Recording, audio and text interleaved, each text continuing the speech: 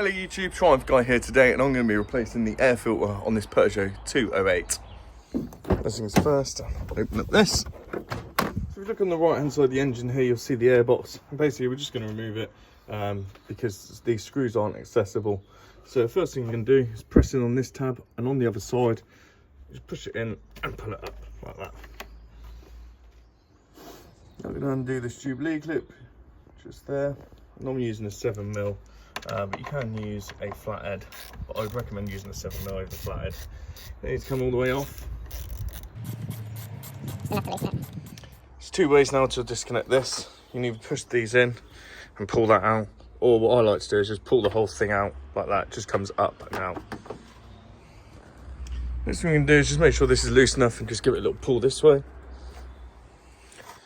So this should pull upwards out of this. So you just pull it out.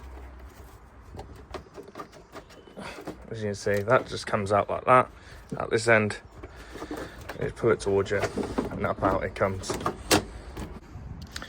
Now I've got these little screws here which you undo. They are self-retaining, so they don't come all the way out.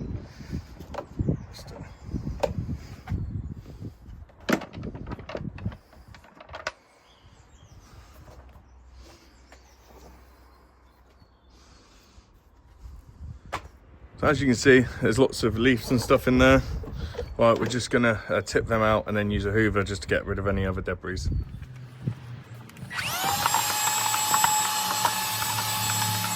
Put the new filter in. Make sure that the red bit goes around there. Now we're gonna put the airbox back in. So line the intake in down there. Just put this in. It says. So what we're going to do, push that down on that, push that in there.